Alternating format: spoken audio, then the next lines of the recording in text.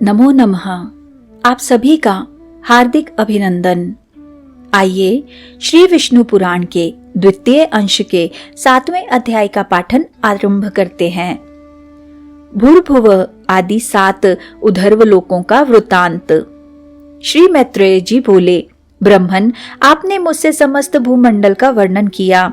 हे मुने, अब मैं भूवरलोक आदि समस्त लोकों के विषय में सुनना चाहता हूँ। हे महाभाग, मुझ जिज्ञासु से आप ग्रहगण की स्थिति तथा उनके परिमाण आदि का यथावत वर्णन कीजिए। श्री पराशर जी बोले, जितनी दूर तक सूर्य और चंद्रमा की किरणों का प्रकाश जाता है, समुद्र, नदी और पर्वत आदि से युक्त उतना प्रदेश पृथ्वी कहलाता है। हे द्विज, जितना पृथ्वी का विस्तार और परिमंडल घेरा है, उतना ही विस्तार और परिमंडल भूवरलोक का भी है।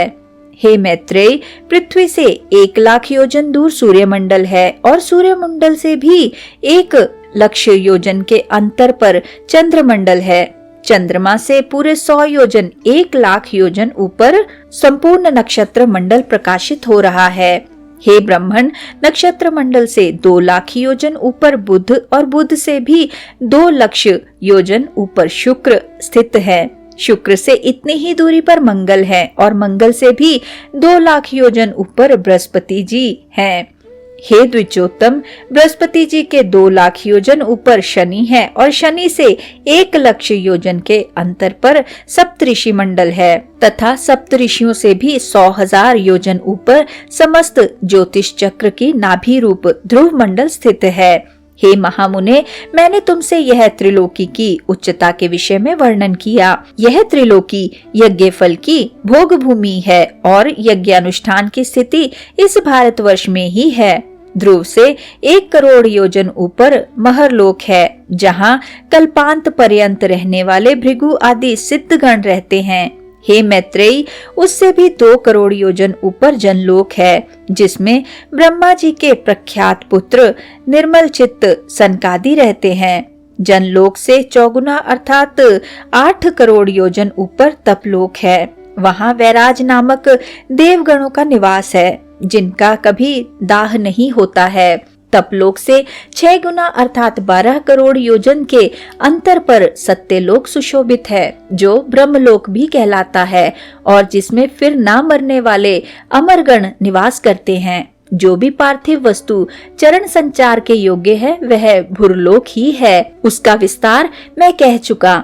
हे मुनि श्रेष्ठ, पृथ्वी और सूर्य के मध्य में जो सिद्धगण और मुनिगण सेवित स्थान है, वही दूसरा भूवरलोक है। सूर्य और ध्रुव के बीच में जो 14,00,000 योजन का अंतर है, उसी को लोक स्थिति का विचार करने वालों ने स्वरलोक कहा है।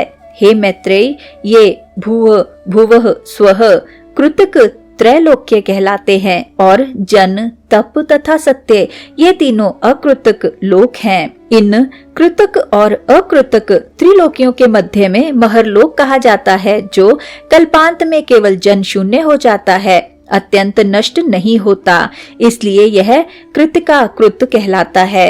हे मैत्रेय, इस प्रकार मैंने तुमसे ये 7 लोक और 7 ही पाताल कहे। इस ब्रह्मांड का बस इतना ही विस्तार है। यह ब्रह्मांड कपितथ कैथे के बीच के समान ऊपर नीचे सब ओर अंडकटाह से घिरा हुआ है। हे मैत्रेय, यह अंड अपने से 10 गुने जल से आवृत है और वह जल का संपूर्ण आवरण अग्नि से घिरा हुआ है। अग्नि वायु से और वायु आकाश से परिवेष्टित है तथा आकाश भूतों के कारण तामस अहंकार और अहंकार महतत्व से घिरा हुआ है।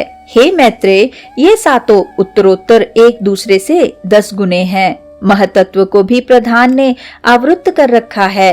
वह अनंत है तथा उसका न कभी अंत नाश होता है और न कोई संख्या ही है, क्योंकि हे मुने, वह अनंत, असंख्येय, अपरिमेय और संपूर्ण जगत का कारण है और वही परा प्रकृति है। उसमें ऐसे ऐसे हजारों लाखों और सैकड़ों करोड़ ब्रह्मांड हैं। जिस प्रकार काष्ठ में अग्नि और तिल में तेल रहता है, उसी प्रकार स्वप्रकाश चेतनात्मा व्यापक पुरुष प्रधान में स्थित है। हे महाबुद्धे, ये संशयशील आपस में मिले हुए प्रधान और पुरुष भी समस्त भूतों की स्वरूप भूता विष्णु शक्ति से आवृत हैं। हे महामते, वह विष्णु शक्ति ही प्रलय के समय उनके पार्थक्य और स्थिति के समय उनके सम्मिलन की हेतु है तथा सर्गारंभ के समय वही उनके क्षोभ के कारण है। जिस प्रकार जल के संसर्ग से वायु सैकड़ों जल कणों को धारण करता है, उसी प्रकार भगवान विष्णु की शक्ति भी प्रधान पुरुष में जगत को धारण करती है। हे मुने, जिस प्रकार आदि बीज से ही मूल, स्कंद और शाखा आदि के सहित वृक्ष उत्पन्न होता है और तदनंतर उससे और भी बीज उत्पन्न होते हैं तथा उन बीजों से अन्य वृक्ष उत्पन्न होते हैं और वे भी उन्हीं लक्षण, द्रव्य और कारणों से युक्त होते हैं, उसी प्रकार पहले अव्याकृत प्रधान से महतत्व से लेकर पंचभूत पर्यंत संपूर्ण विकार उत्पन्न होते हैं तथा उनसे देव, असुर आदि का जन्म होता है और फिर उनके पुत्र तथा उन पुत्रों के अन्य पुत्र होते हैं। अपने बीज से अन्य वृक्ष के उत्पन्न होने से जिस प्रकार पूर्व वृक्ष की कोई क्षति नहीं होती, उसी प्रकार अन्य प्राणियों के उत्पन्न होने से उनके जन्मदाता प्राणियों का ह्रास नहीं होता। जिस प्रकार आकाश और काल आदि सन्निधि मात्र से ही वृक्ष के कारण होते हैं, उसी प्रकार भगवान श्री हरि भी बिना परिणाम के ही विश्व के कारण हैं।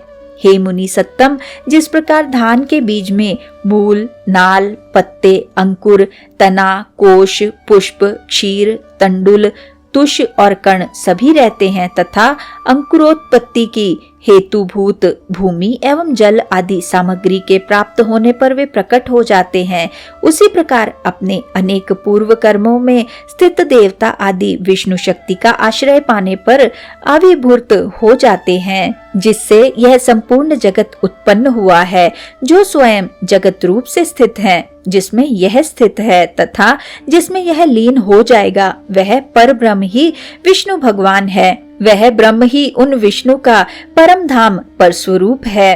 वह पद सत और असत दोनों ही विलक्षण है तथा उससे अभिन्न हुआ ही यह संपूर्ण चराचर जगत उससे उत्पन्न हुआ है। वही अव्यक्त मूल प्रकृति है, वही व्यक्त स्वरूप संसार है, उसी में यह संपूर्ण जगत लीन होता है तथा उसी के आश्रय स्थित है। यज्ञादि क्रियाओं का कर्ता वही है, यज्ञ रूप से उसी का यजन किया जाता है और उन यज्ञादि का फल स्वरूप भी वही है तथा यज्ञ के साधन रूप जो स्त्रुवा आदि हैं, वे सब भी हरि से अतिरिक्त और कुछ नहीं है।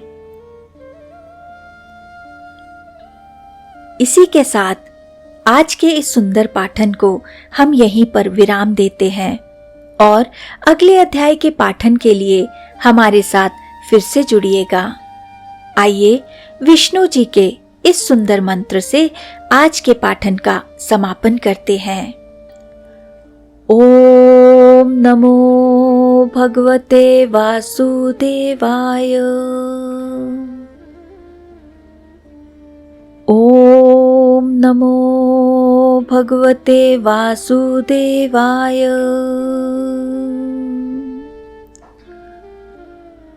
ओम नमो भगवते वासुदेवाय। ओम नमो भगवते वासुदेवाय। ओम नमो भगवते वासुदेवाय। ओम नमो भगवते वासुदेवाय। ओम नमो भगवते वासुदेवाय। धन्यवाद।